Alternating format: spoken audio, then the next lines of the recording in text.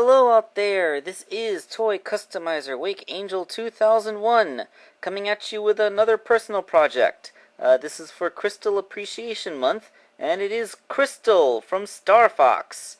I know at Comic-Con this year, Jakks Pacific announced that they'd be making pretty much the main crew from the Star Fox line as action figures, but I didn't hear an announcement for a Krystal figure.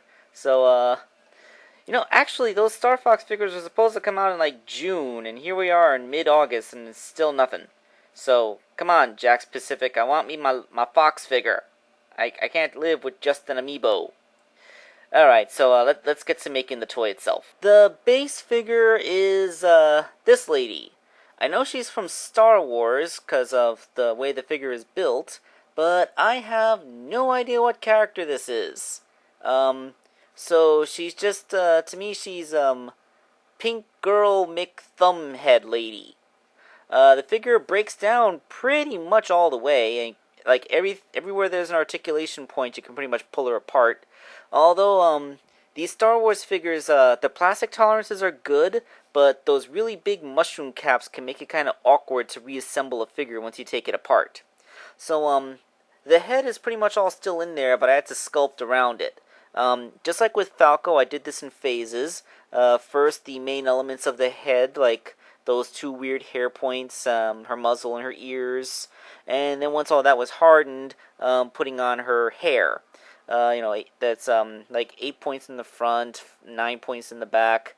I mostly got the idea to make the head by basically doing a 360 from her trophy in Super Smash Bros. Although, at first, I thought I really had her head down, but I got a good look at it, and I ended up having to just cut off the muzzle and redo it. Because the first time I did it, it was too big, it was pointed too much downwards, so I resculpted it smaller, slimmer, and more upwards pointed. And then I did the other big piece of sculpt, the tail. Again, I was really proud of the tail at first, but once I started to reassemble the figure, and I took another look at the reference, I'm like, Krystal does not have a really big tail. It's not supposed to reach down all the way to her feet, it's just this little tiny thing. Anyway, this thing was throwing the figure off balance because it wasn't quite long enough to reach the floor with the feet, so I ended up just pulling it off and making a smaller one. So this one's not heavy enough to throw the figure off balance, so let's take that as a win. Aside from that, pretty much everything else is a repaint.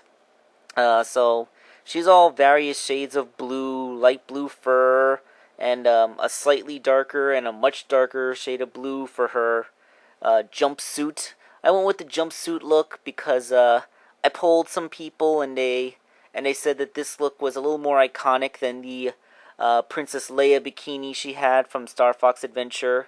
Don't worry, I'll be making the gold bikini look eventually, but, for now we're just sticking with this.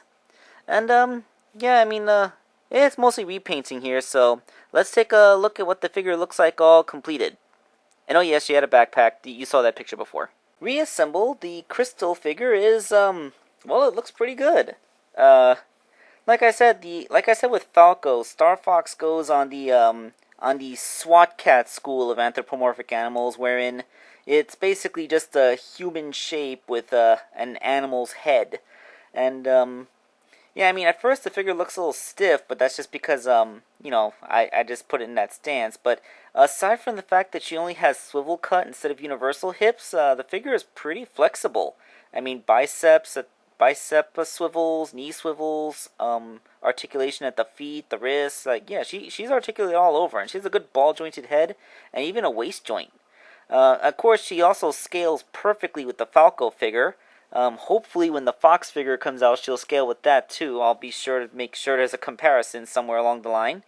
The only problem is the joints. Like, they're made of that unpaintable plastic. I gotta figure out a way to make them stay blue, because I have to touch her up every time I move her elbows.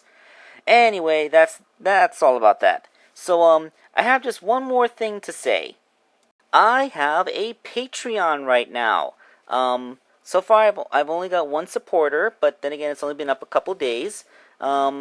And I do not yet have any goals or rewards on my Patreon. If anybody has any suggestions for goals or rewards, why don't you let me know in the comments? I'll pretty much consider anything. So yeah, any donation, even $1 a month, will actually help. Cause I know there's a lot of you, and if even a fraction of you do, then this could really help me out. Like it could give me more time to make more toys for everybody. Cause I know my commission queue is backed up, and some people on it are gonna have to end up waiting years at the pace I'm going.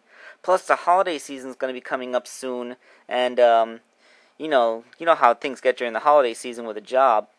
So yeah, right now all I can really do is put my patrons' names in the credits as a thank you. But yeah, I mean, if anybody has any suggestions, let me know, and please consider donating. Thank you all for watching this video all the way through.